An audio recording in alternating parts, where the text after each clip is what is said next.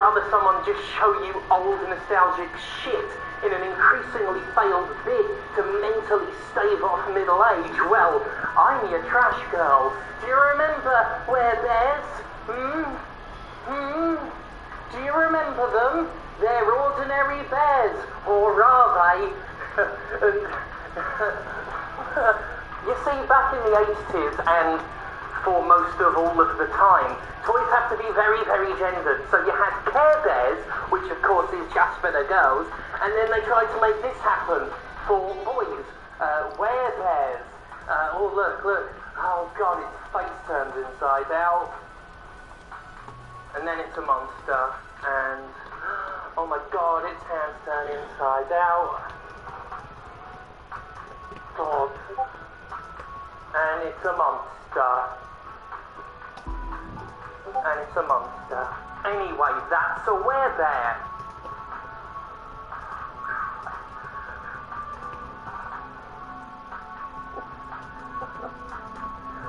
Oh God, let's just shit on it, guys.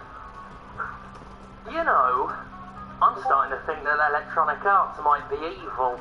Now, I know that will make some eyes roll. Calling a corporation evil is classic hyperbole, right? It's just a video game publisher at the end of the day. How on earth could it perpetuate such profound wickedness as to deserve the ultimate impugnment of moral character? The word evil is particularly weighted in the English language, commonly reserved for the very worst among us, or used to refer to wickedness on a supernatural level. To call something as mundane as a video game publisher evil is perhaps pushing the rhetoric too far, and could make one sound overly dramatic or even spoiled and entitled in the eyes of some. You know, a bit whiny, a bit Mass Effect 3's ending sucks, so I'm gonna threaten to kill your kids. Here's the problem, though, with EA and the nature of evil. EA's evil, and not just in the way the gamers say it. I mean, it's not colloquial, it's evil. Electronic Arts is one of the biggest offenders when it comes to swindling money out of unsuspecting families. By smuggling gambling mechanics into games for children, EA has made money to such an extreme degree that it's been prepared to fight international laws in the past to keep putting loot boxes into its FIFA series. Now, we've long since litigated the status of loot boxes here. They're gambling. Governments around the world agree with this sentiment, a sentiment I've been doggedly arguing in favour of since the middle of the last decade. Even game journalist publications have stopped posting hot takes in favour of them. It's become so fucking clear they're gambling. Well, I guess there was the Fun Presents article, which... Now, none of this means they're going away anytime soon. Many publishers will happily crow about loot boxes not being in their latest AAA game while knowingly putting them into other games. Electronic Arts is an exemplar of this, boasting there won't be any microtransactions in Jedi Fallen Order for easy applause while continuing to sell loot boxes to kids in its FIFA series. You've gotta love it when companies do that. It's like they know what they're doing is bad because they're promoting not doing it as good, but they won't stop doing it overall. It's kind of like when evil people do stuff. You know, oh, I'm sorry I did the bad thing. Look, I'm not doing the bad thing now. Do you forgive me? Like I'm doing the bad thing again. What makes EA particularly notable, however, is in its methodology, which, according to reports going around this year, is so manipulative as to be truly remarkable. A leaked report, which EA hasn't challenged the validity of, did the rounds a little while ago, and it revealed that EA likes to spend its time, and I quote, funneling its players into one single mode of its FIFA games, Ultimate Team, the mode which runs on loot boxes. The document, titled Run Up to FIFA 21, is part of an internal presentation from 2020 that came to light after CBC News obtained and released it. In it, Electronic Arts proudly boasts all roads lead to what? And it highlights exactly how obsessed publishers are with herding players toward microtransactions and in-game gambling. In-game, FIFA is designed to use targeted content and messages to, and I quote, drive excitement and funnel players towards sports from other modes. In In addition, new players will be given all the tools they need to hit the ground running with FIFA Ultimate Team thanks to welcome pack content. And I've said this bit before, I will say it again. In real life, drug dealers don't do that whole the first hit's free thing because drugs are expensive. In fact, if any of them do it, I want to know where they are. I mean, obviously don't say it in the comment section. Hit me up in private and let me know where they are because I want free drugs. And me or no one I know is aware of a drug dealer. That's cool. But I love how the idea of a cartoon drug dealer is inspiration for game publishers who do these things, like login bonuses, or welcome packs, or in-game dribbles of premium currency. Just something to give you that first hit for free. Like a cartoon drug dealer. Electronic Arts is evil. Literally as evil as a fictional villain in an anti-drug PSA. Like seriously, that's what these games with these free-to-play style economies are. That's what a free-to-play style economy is. It gives you a hit for free, get you hooked, get the money out of you. And as this monetization has only gotten more and more extreme, it's only gotten more and more downright super fucking villainous. The report talks of converting players away from whatever mode they actually buy FIFA for, turning them into Ultimate Team players, stating that it's exploring cross-platform deep discount aligned with Summer Heat content plus assets to drive consistent player journey from pause through force conversion. It's sickeningly written corpo speak that roughly translates to psychologically shepherding players into the most filled with opportunities to spend more money on a $60 to $70 game. Players will be actively messaged and incentivized to convert throughout the summer. Incentivized to convert. Like, Jesus Christ, this is how they fucking speak when they think we're not listening. This is how they see you, the player. Something to be straight up fucking indoctrinated. EA's response to the leak was, quite frankly, fucking pathetic. According to CBC, an EA spokesperson declined an interview request and wouldn't comment on the document, which, he noted, was marked privileged and confidential. Other than to say it is being viewed without context and the interpretations of what it says are misinformed, when asked to clarify, he did not respond. Yeah, well, of course he didn't respond. This is the old out-of-context excuse. It's up there with do your research in the league of things people just yell to imply you're wrong without backing the implication up. Something you can just toss out there to pretend there's more to a story than there really is. Well, let me tell you, there's nothing more nuanced to the story than this. Electronic Arts is an evil fucking company run by evil pieces of shit. Most of them are, but EA is the one with the fun evil PowerPoint presentation. And they're not evil just because they're funneling people. FIFA has caused irrevocable harm to individuals and families across the world for years. Microtransactions in general have. Microtransactions are immoral and they're harmful. Let's cut the fucking bullshit and actually focus on this for a moment. I'm not interested in talks of personal responsibility today. You can argue all day long that it's the customer's fault if they've had thousands of dollars hoodwinked out of them.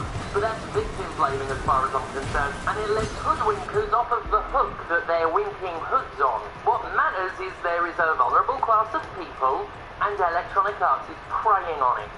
If you've not watched our video about how predatory monetization actually impacts people's lives, then I urge you to. I don't think you'll find a more humanizing look at the actual customer side of these predatory economies, and they are predatory. Microtransactions are inherently designed to single out and toy with neurodivergent people, those with addictive habits, or even just the lonely and isolated. There are dozens upon dozens of psychological tricks used to target these different people. From time-limited events that spur anxiety, to haves and have-not economies, to grinding progression that tests patience and attention, to glorified casinos that create addictive behaviours practically indistinguishable and scientifically linked to problem gambling habits. Game publishers know these tricks, they love these tricks, and they employ these tricks all the time. Since the very beginning of the 2010s, I've used the phrase psychologically manipulative to describe in-game economies.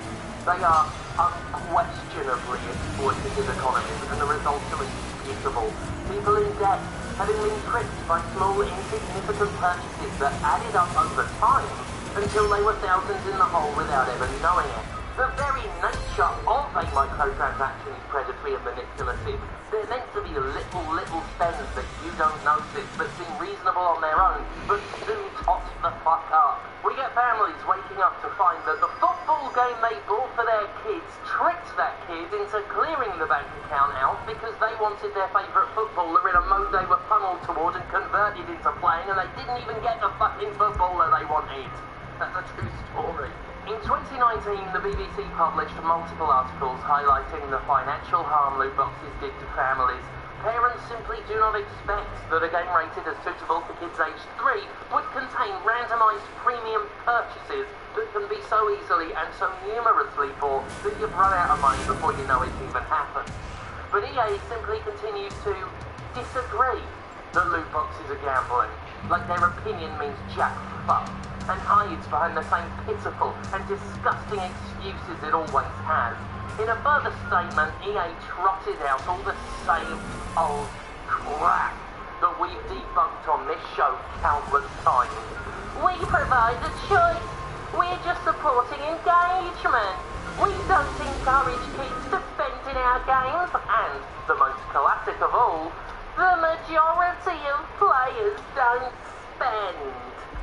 Which, when you consider how much money FIFA Ultimate Team makes, is a case of EA really tipping its hand and showing us exactly how evil it is. If the majority of players don't spend, that means the game industry makes billions and billions of dollars off of a handful of people. These are the whales that companies love to talk about, the tiny percentage of people who spend the most amount of money. Now, game publishers love to present whales as a few really rich people who are happy to be milked for cash, no harm, no foul. Well, I've spoken to some of these whales.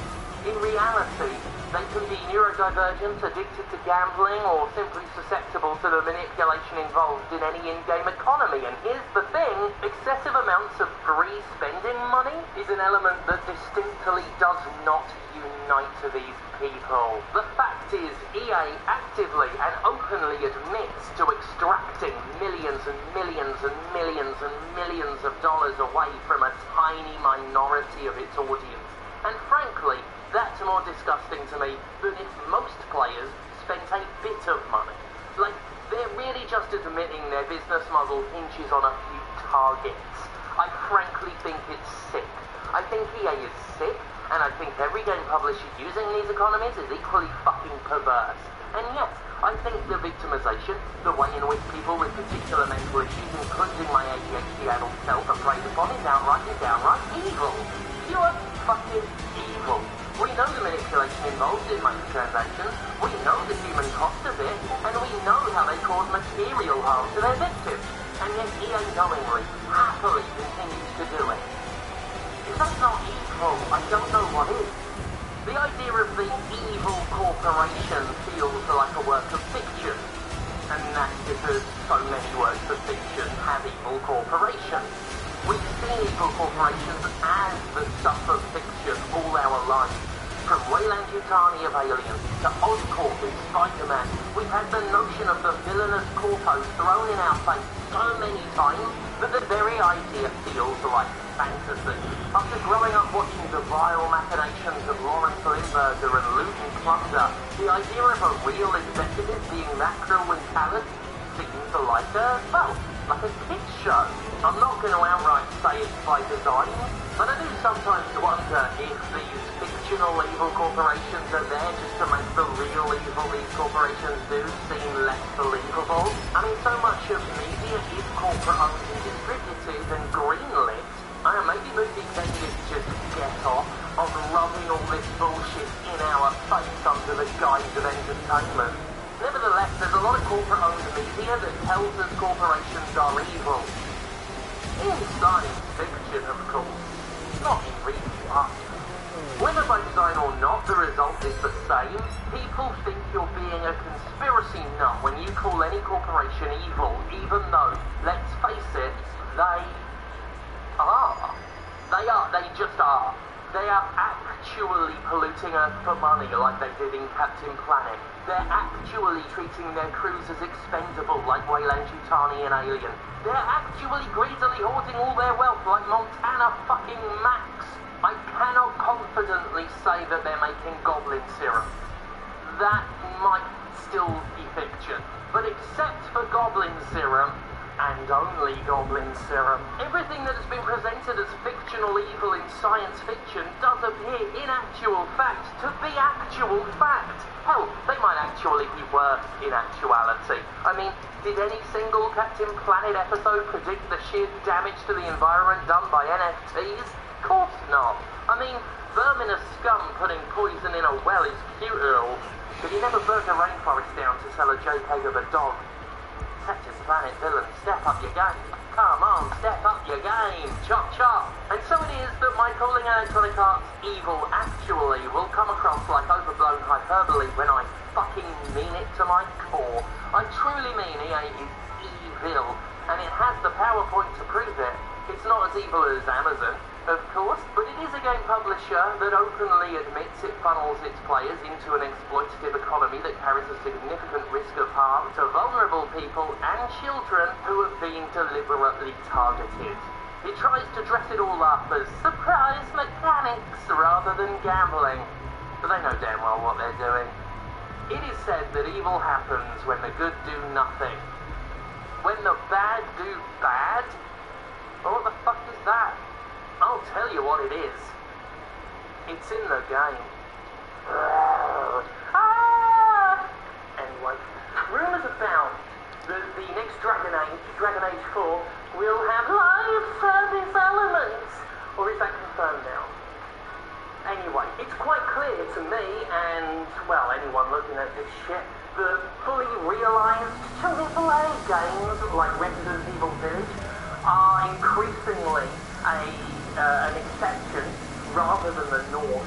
Electronic Arts only recently talked about how much money it was making from microtransactions. Massive amounts, a predominant amount of money. Millions and millions and billions of dollars flow into this industry in torrents. I've mentioned it before. It's all I talk about, for fuck's sake. And we had Ubisoft, who, by the way, spent years and years and years protecting sexual abusers. Ubisoft saying that it's less interested now in releasing these big AAA games, and they want to focus on free-to-play games. Because that's where the money is. Because that's all they're in it for. Because, like I said, back in the early 2010s, they're in it for all the money. They don't just want a bit, they want all of it. Otherwise, it's not worth it to them. Do you think if they could just churn out a shitty asset flip and make billions of dollars off that, that they continue to do your Assassin's Creed games? Fuck no. That's actually absurd. That is like when they used to say, oh, these big AAA games will fuel the smaller games.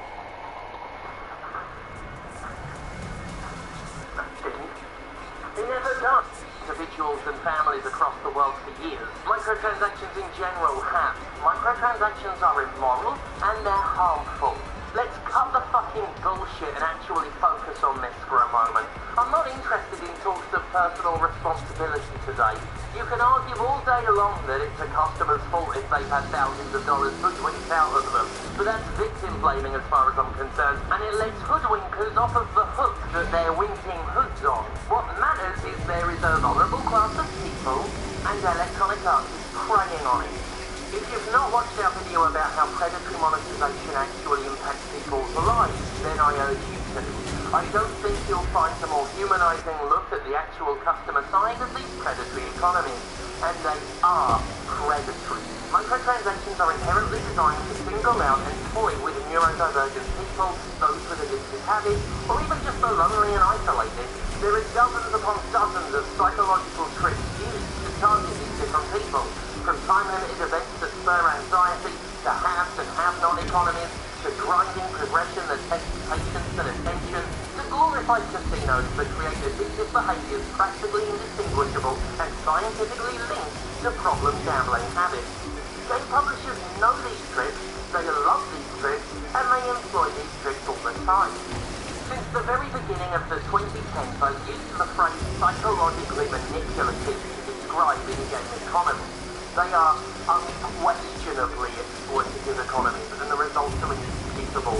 People in debt, having been tricked by small, insignificant purchases that added up over time until they were thousands in the hole without ever knowing it. The very nature of a microtransaction is predatory and manipulative. They're meant to be little spends that you don't notice, that seem reasonable on their own, but soon pop the fuck up. We get families waking up to find that the football game they bought for their kids tricked that kid into clearing the bank account out because they wanted their favourite footballer in a mode they were funneled toward and converted into playing, and they didn't even get the fucking footballer they wanted. In 2019, the BBC published